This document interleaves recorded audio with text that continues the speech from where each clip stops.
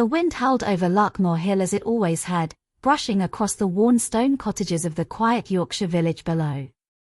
Tucked among tangled hedgerows and narrow lanes, Willow Lane curved towards the old cliffside where the abandoned lighthouse stood. Long ago, when the sea still touched the base of the hill, that light had saved ships from crashing into the rocks. But the sea had receded decades ago. Now only marshland remained where waves once raged. Yet each night, without fail, the lantern in the tower flickered to life. Children of the village would dare each other to watch from the edge of the woods. The light moved strangely, casting long shadows that danced like whispers across the fields. Some said it pulsed, like a heartbeat. The woman who lit it was Margaret Elwood. She had arrived in Larkmoor more than 30 years earlier, after the tragic drowning of her only child in a boating accident that no one could quite remember. Quiet and solitary, she had taken up residence in the lighthouse and rarely spoke. Many assumed the light was her way of mourning, a sad habit that no longer served any purpose. But the elders remembered differently. They said the light kept something out, or perhaps, something in. Margaret's lantern was no ordinary flame. The villagers called her the Lantern Keeper, half in jest, half in fear. And though she never joined the Mayfairs or harvest feasts, she was always seen in the same place at dusk, climbing the spiral steps of the lighthouse with a thick coat and a rusty key that hung from her belt. Then, one autumn evening, everything changed. Elsie Rowe, a young journalist from London, arrived in the village with a notebook, a camera, and a curious smile. She had grown tired of city scandals and was chasing stories whispered in folk tales and rural pubs. The tale of Larkmoor's ever-burning lantern caught her ear. She rented a room above the bakery and introduced herself around the village, sipping tea and asking the sort of questions that made farmers glance nervously at the sky. "No one's seen inside the lighthouse in years," said Mrs. Granger, the shopkeeper.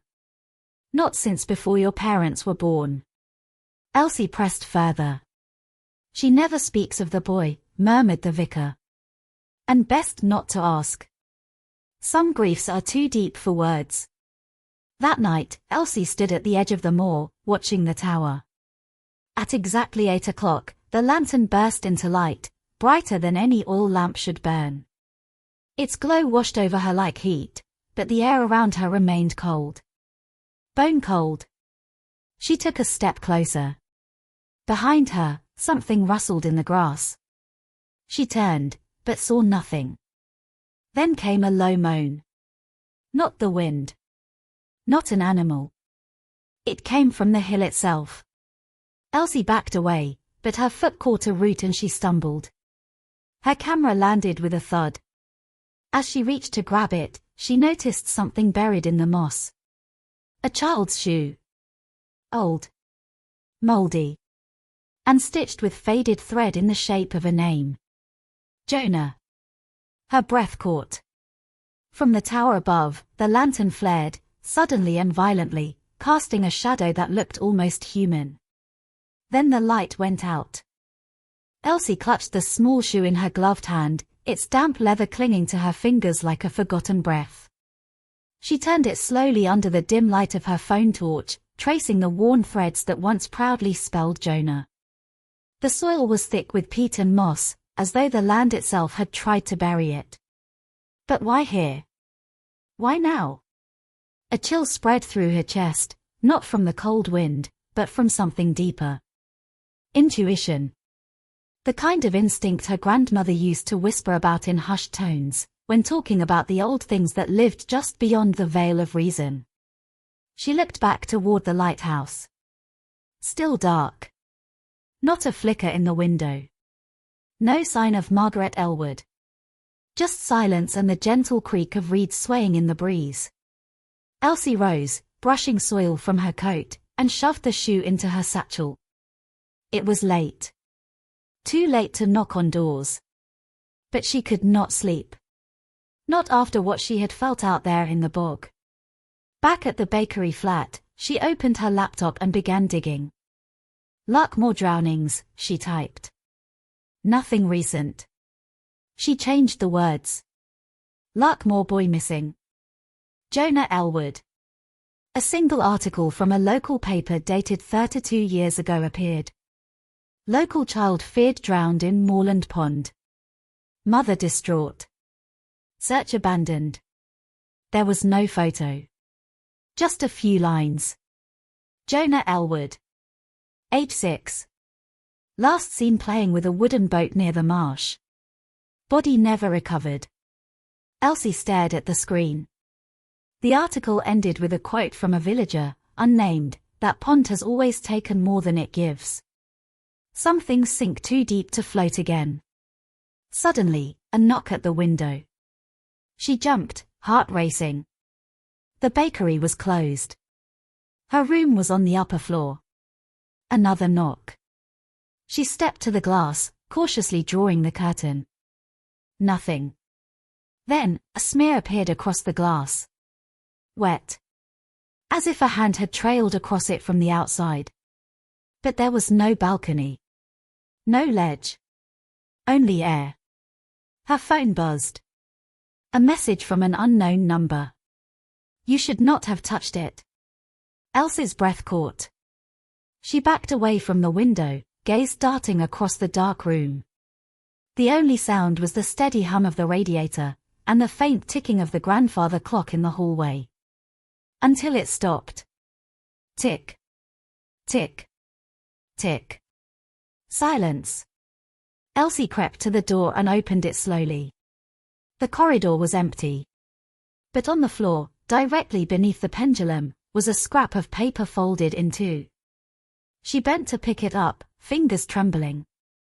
Inside, scrawled in uneven ink. "Leave before the next full moon. He waits beneath the hill." The paper smelled of mold and damp earth. Elsie pressed her back to the wall, eyes wide, heart thudding like hooves on a hollow floor. Was this some elaborate village joke? Or had she truly stirred something ancient? Outside, in the far distance, the lighthouse lantern flared once more, faint, but unmistakably alive. A pulse. A warning. Or a beacon. She knew she could not leave now. Not yet. Not with Jonah's name carved into her memory. Morning came slowly to Larkmore Hill, with mist clinging stubbornly to the ground and sunlight struggling to break through the heavy sky. The village stirred reluctantly, the sound of kettles and clinking teacups muffled behind cottage walls. Elsie had not slept.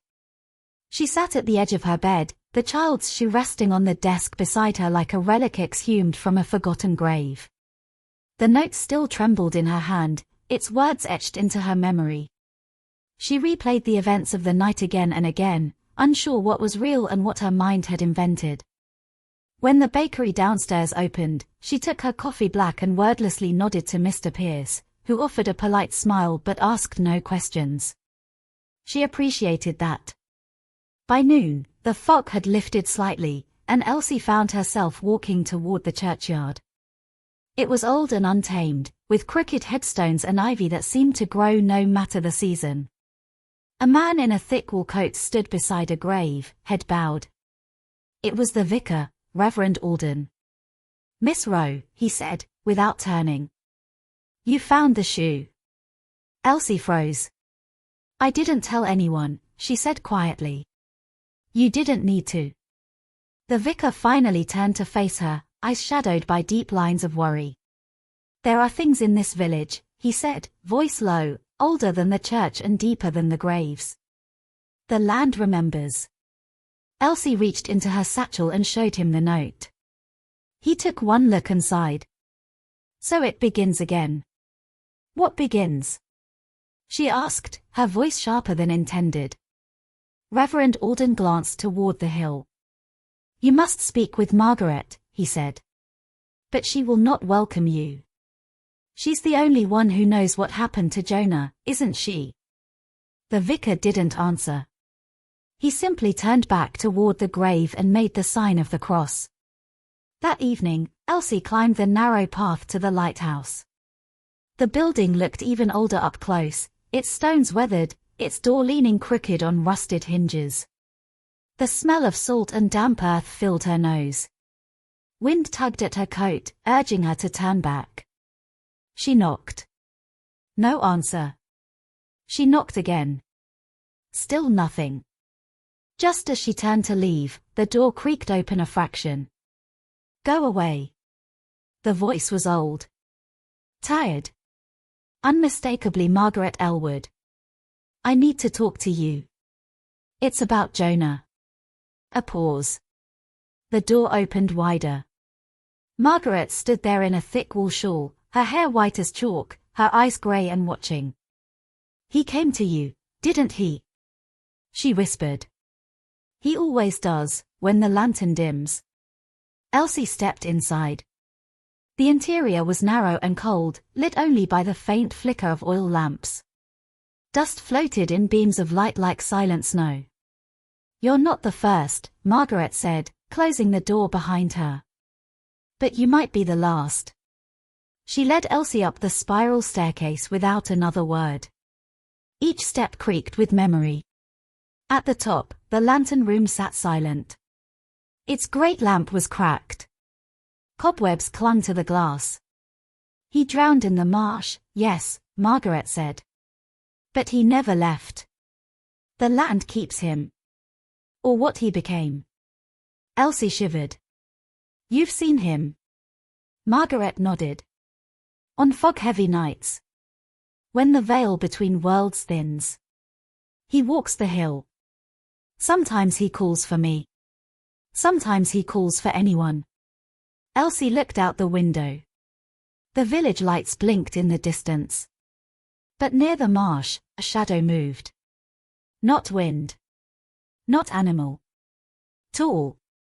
Human. Watching. Suddenly, the lantern flared to life without being lit. Elsie stepped back. From below, the door slammed shut. Then came the footsteps. Not on the stairs. From inside the lantern room.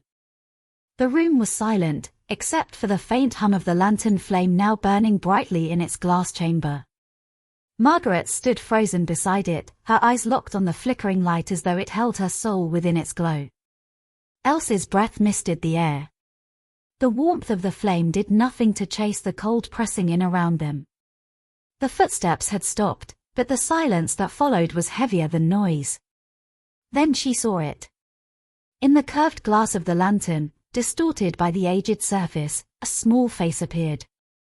A boy. Pale. Eyes hollow. Watching. Elsie's gasp caught in her throat. She turned quickly, nothing behind her. The room was empty. Yet the reflection remained. The boy was inside the light. Margaret's voice broke the stillness. He's caught there, she whispered. Between this world and the other. He doesn't always know who he is. Elsie stepped forward, her gaze drawn to the ghostly image. The boy in the lantern looked about 6 years old, with dark curls and a mouth slightly parted, as if trying to speak. Jonah. She whispered.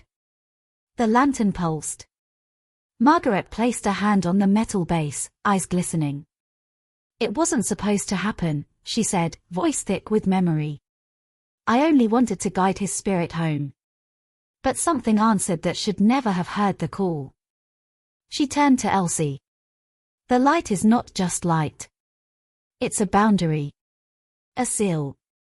Without it, he wanders. And when he wanders, others go missing. Elsie's mind flashed back to the article. The missing children. The vicar's warning. The buried shoe. You mean the other disappearances? Margaret nodded slowly. He calls them. Unwittingly. He's not evil, Elsie. Just lost. But the thing that followed him back, that thing is hungry. Suddenly, the lantern flickered. From the staircase below, a voice echoed up, faint, like the wind but laced with clarity. Mama. Margaret's eyes snapped open wide. No, she whispered. He never says that. Not since the veil closed. That's not him. Elsie felt every hair on her neck rise. The voice came again, softer now, almost sweet. "Mama, come down." Then the light went out. Total darkness engulfed the room. Elsie fumbled for her phone, turning on the torch, its narrow beam slicing through the gloom. Margaret gripped her arm tightly. "Do not go down," she said. "But what if someone's here?" "No one living would speak like that." Elsie's heart pounded. The floor beneath them creaked, not from their movements, but from something shifting in the room below. Another voice, not a child's this time. A low whisper. Gravelly. Ancient. "Let the light die." Suddenly, the flame burst back into life, brighter than before, flooding the room with a sickly yellow glow. The boy's face had vanished from the glass. Instead, something else had replaced it. A skull-like shape. Hollow eyes. Wide, grinning mouth. Margaret stepped back in horror. "The veil is thinning too early," she said. "The full moon is still days away. This is wrong. So very wrong." Elsie turned toward the stairs. A shape was rising up them. Slow. Deliberate. She backed into the wall, the satchel on her side pressing hard into her ribs. She remembered the shoe. Quickly, she pulled it out and held it forward. The movement below stopped. Then a sharp creaking sound, like wood splintering, ripped through the tower. A voice rose up, clear and chilling. "He wants it back." Elsie dropped the shoe in shock. It thudded softly on the wooden floor. Margaret lunged and kicked it toward the lantern. The shoe slid beneath the great light. The flame roared. The tower shuddered. And then, silence. Not peace. But silence. Elsie and Margaret stood frozen, eyes on the lantern. It now burned with a steady, quiet glow. But at the bottom of the stairs, the faint outline of muddy footprints began to appear, one by one, leading deeper into the tower. And they were not small. Elsie could not move. Her eyes fixed on the wet footprints appearing one by one at the bottom of the spiral staircase. They were far too large to belong to a child. Each step oozed dark water, as if dragged from the depths of a bog long forgotten. Margaret pulled Elsie gently behind her, positioning herself between the lantern and the staircase. "It came back with him," she whispered. "Through the gap I never meant to open." A heavy groan echoed through the lighthouse, the ancient stones straining under some unseen weight. Wind began to circle the tower, though the windows were shut. The very air seemed to breathe. The next footprint appeared. Then another. Margaret's hand trembled as she reached for a small metal box hidden beneath a loose floorboard. Inside, a string of old talismans clinked faintly, pebbles, feathers, bones tied with twine, and a single glass orb filled with cloudy liquid. "These were meant to ward it off," she muttered. "But it grows stronger every time."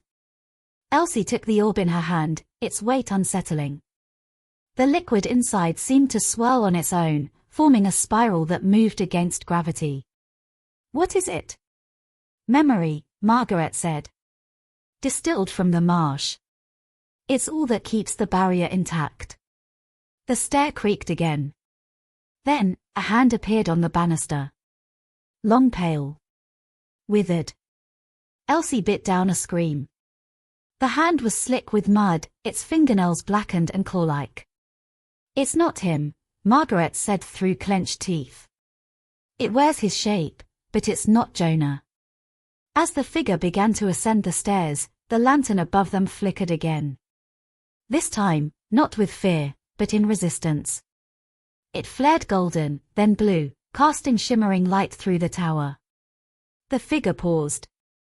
Elsie could now see it clearly. A tall, emaciated creature, its face shrouded in shadow, save for the eyes, two dull orbs that glowed faintly like dying coals. And on its shoulder, clinging like a parasite, was the outline of a small boy. Jonah. His body limp. His face turned toward Elsie, eyes full of sorrow. The creature opened its mouth, revealing a maw that did not belong in any human world. A voice gurgled from within.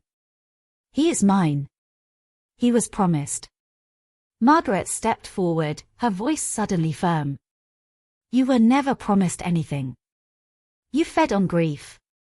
You followed the light meant to guide, not to summon." The wind screamed against the tower. The creature took another step. "Give him," it rasped. "Or I take more." Elsie clutched the orb tightly. "What if I use this?" she shouted. "What happens then?" The creature snarled, recoiling slightly. "You will lose him. Forever." Elsie turned to Margaret. "What does it mean?" Margaret's voice broke. "It means sealing the veil. Forever. It means Jonah cannot cross again. Not even to say goodbye." The air thickened with choice. Below, the footprints burned faintly in the lantern's light. Jonah's eyes begged for release. The creature's grip on him tightened, as though sensing their hesitation. Elsie stepped forward. The orb pulsed. Then, with a cry from deep within, she hurled it at the lantern. It struck the base. A flash of blinding white. A sound like a scream buried beneath water. The tower shook violently. Books fell from the shelves. Glass shattered. Wind howled not just outside, but within. Margaret fell to her knees. Elsie shielded her face as the light consumed everything. Then, silence. When she opened her eyes, the lantern glowed steady once more. The figure on the stairs was gone. So was Jonah. Only the shoe remained, neatly placed beneath the lantern. But something else had changed. From the far wall, deep in the stone, a single line had appeared. A crack. And from it, a voice. Whispering. Not in sorrow. But in warning. For 3 days, the lighthouse stood still. The villagers noticed the difference, though none dared to ask. The bakery's bell rang less often, and Elsie kept the shutters drawn. Even Reverend Alden, who usually passed each morning with a nod and a kind word, gave her a wide berth. But Margaret stayed. Each evening, she returned to the tower with her coat drawn tight and a flask of something that smelled like moss and smoke. She did not speak of Jonah. Nor of the thing that had clung to him. Only of the crack. For it had grown. Elsie saw it for herself on the 4th night. It started as a hairline fracture, barely visible under the lantern. But now it spidered across the wall like veins, deepening, splitting, pulsing faintly with a reddish light, one that seemed to dim the glow of the lantern itself. "There's something inside," Margaret said quietly. "Something that was never meant to leave." "Another spirit?" Elsie asked. Margaret shook her head. "Not a spirit. A hunger." Elsie felt it too. When she sat near the crack, her thoughts blurred. Her fingers twitched. Her memories slipped, as though the very stone whispered promises. "Give us your grief. Your past. We'll take it all." She began to dream of water. Always water. Dark and endless, stretching like a mirror under moonlight. In each dream, she stood on the surface barefoot, and something called to her from below, gentle at first, then desperate. On the 5th night, the bakery's oven lit itself. Flames roared within, though no fire had been set. The loaves inside were blackened husks before she reached the stairs. She found a single handprint on the oven door. Small. Wet. And in soot across the wall, scrawled 3 words. Not just him. Margaret arrived within the hour. "It's bleeding through," she said, eyes grim. "Whatever you've sealed out, it's not alone." Elsie stared at her. "You knew there were others." "I suspected. I hoped I was wrong." "But who?" Margaret took a breath. In 1903, the village held a cleansing ritual.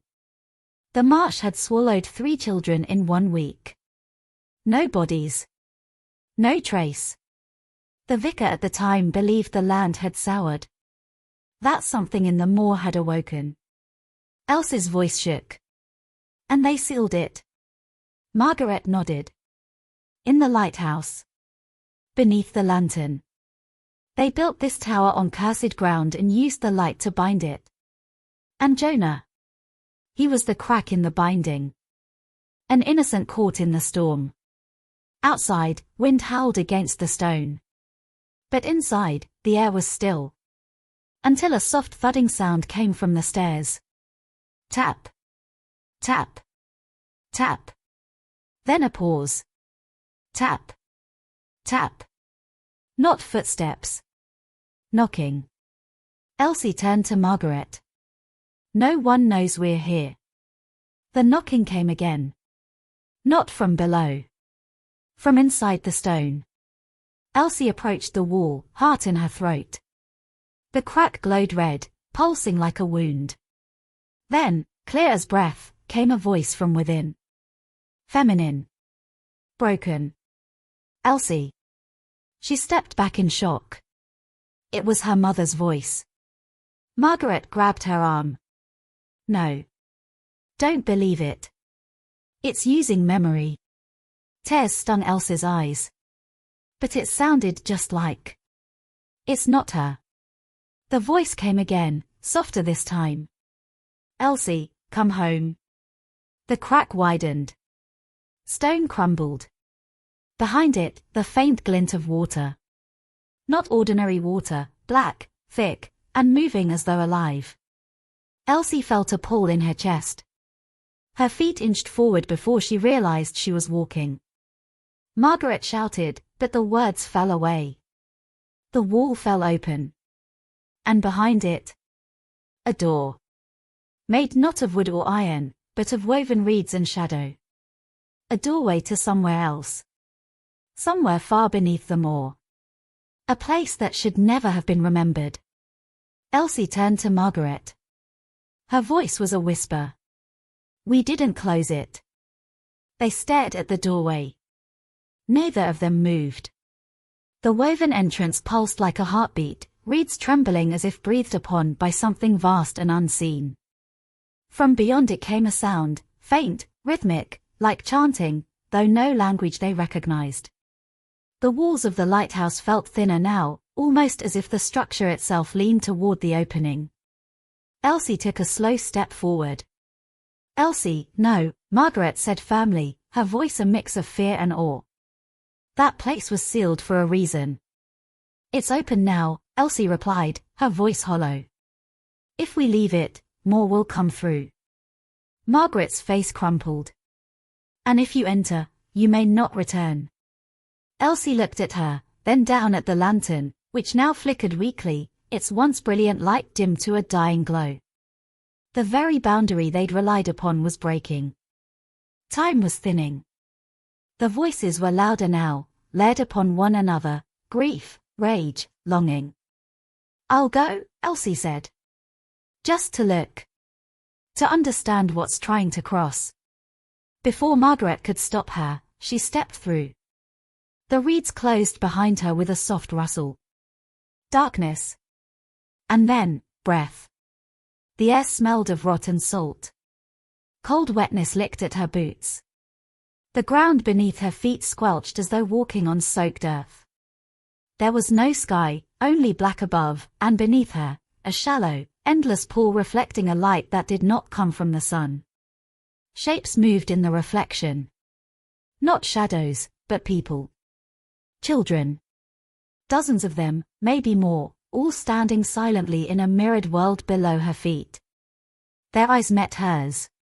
Some looked confused. Others were crying. But none spoke. None moved.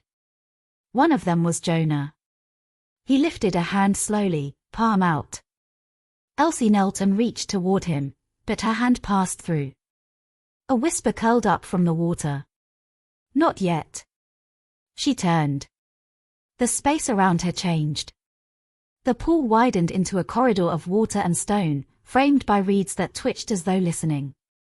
In the distance, a figure waited. Human-shaped. But not human. It stood perfectly still, as if carved from the bog itself. Elsie approached, heart thudding. She could hear her own thoughts unraveling, slipping sideways. Memory twisted, her father's voice, a summer storm, the scent of burnt bread, all mingled into a haunting hum. The figure moved. Not with steps. It glided. Its face was a void. Its hands like bramble. But in its chest, a flicker of lantern light. Jonah's light. "You are the key," the creature said, voice scraping like bone. "The door opened because of you." Elsie stepped back. "I didn't mean to. But you remembered. You cared. And that feeds us." She looked down. The water now lapped at her ankles. Cold, rising. "Why the children?" she asked. "They hear us. Better than adults. They are not yet blinded by reason. They listen." "To what?" The creature tilted its head. "To the hunger in the earth." Suddenly, a cry rang out behind her. "Jonah!" But not from the water. From somewhere above. Elsie turned, but the door had vanished. No reeds. No way back. The creature reached for her. Its bramble fingers brushed her cheek, and in a flash, her mind filled with images. Children's hands reaching through water. Lanterns dimming. A village drowning in silence. And a gate, made not of stone or wood, but memory and sorrow. Then, light. Brilliant. Blinding. Margaret's voice. "Elsie!" She gasped. The water shattered like glass. And she fell upward. Through the reeds. Into the lighthouse. Back into Margaret's arms. Margaret held Elsie tightly as the reeds sealed behind her once more. "You came back," she breathed. Elsie couldn't speak. Her chest rose and fell with shallow, stunned breaths. Her hair clung to her skin, damp with something colder than water. Her eyes were wide, unfocused. "I saw them," she whispered eventually. "All of them. Still there. Still waiting." Margaret's grip tightened. "Then the breach is deeper than I feared." Elsie turned toward the lantern. Its glow was flickering again, no longer from weakness, but in warning. Below it, the stone floor quivered slightly. The crack had widened, now stretching across half the chamber like a jagged scar. And rising from within was a sound neither of them had heard before. A low, slow pulse. A heartbeat. But not human. Elsie stepped forward, hands clenched. "I saw the creature, Margaret. It knew me. It said I opened the door." "You did," Margaret said, calm but sorrowful. "Not by fault. By memory. That's how the veil thins, through remembrance. Pain sharpens it. Grief feeds it." Elsie's voice cracked. "So what do I do? Forget him? Let go?" Margaret shook her head. "No. That's what it wants. Oblivion. The erasure of the good. You must remember him truly. Not through sorrow, but through light." The words struck something inside her.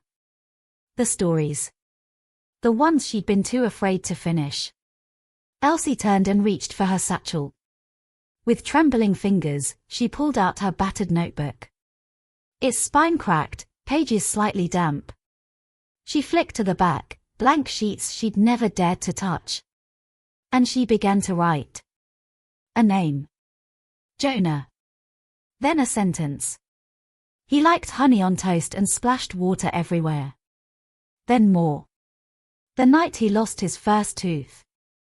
The game they invented about clouds. The way he hated socks.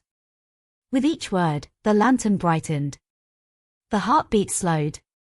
Margaret stepped back, eyes shining. "You're anchoring him," she said. A sudden rumble split the chamber. The crack in the floor hissed, steam rising from it like smoke. The sound of whispering faded, replaced by something else, laughter. Soft. Light. Jonas. Elsie wrote faster. Her hand flew across the page.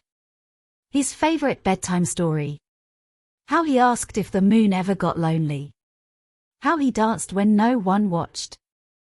The ground trembled again. But this time, it was not fear. It was release. Then, in a blaze of warmth, the lantern flared once more. Gold and white, pure and clean, it poured light into every crevice of the tower, flooding the dark, burning through the shadow lodged in the stone.